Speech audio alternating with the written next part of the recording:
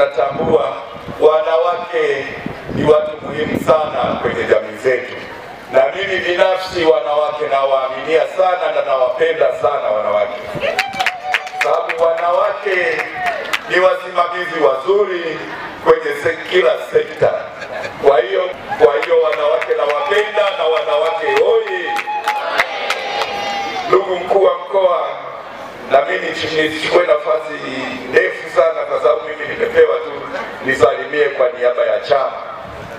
Kwa niaba ya Chama cha Mapinduzi, sote tunatambua tunaye jemedari wetu Dr. Samia Suluhu Hassan ambaye ni rais wetu wa Jamhuri ya Muungano na mwenyekiti wetu wa chama taifa. Ni mwanamke kinara, shupavu na mchapakazi, na hiyo yote haina ubishi. Sote tunatambua kazi kubwa ambazo wamezifanya kwenye nchi yetu na hususani kwenye mkoa wetu wa Mwanza. Kwa hiyo ndio maana napenda kutamka kwamba sisi Chama cha Mapinduzi, na wote mnatambua, katika mkutano mkuu kule Dodoma sisi tulimpendekeza kuwa mgombea wetu wa Chama cha Mapinduzi kwenye uchaguzi huu wa mwaka 2025 kupitia mwanetu Kamani. Nimemwona yuko hapa. Binti huyu ni mdogo lakini ni mwanamama shupavu sana.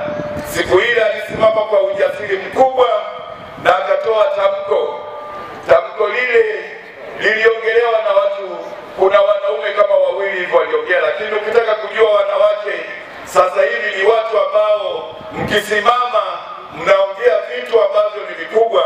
Alisimama mwanetu huyu ambaye ni mwanamke na ni mwana Mwanza, alitoa azimio ambalo ni kubwa na likaungwa mkono, likapita na Dr. Samia Suluhu Hassan. Mkutano mkuu ule ukamteua kuwa mgombea pekee wa Chama cha Mapinduzi, lakini tukampitisha Dr. Nchimbi kuwa mgombea mwenza. Kwa hiyo sisi Chama cha Mapinduzi tumeshamaliza, mgombea tumeshampata.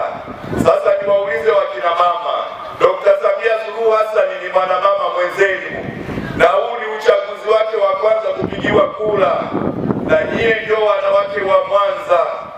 Sijui mtatuangusha, sijui namna gani. Niwaombe sana mnyooshe mikono juu, wangapi uchaguzi utakofika mtampigia kura Dr. Samia Suluhu Hassan. Dr. Samia Suluhu Hassan oye!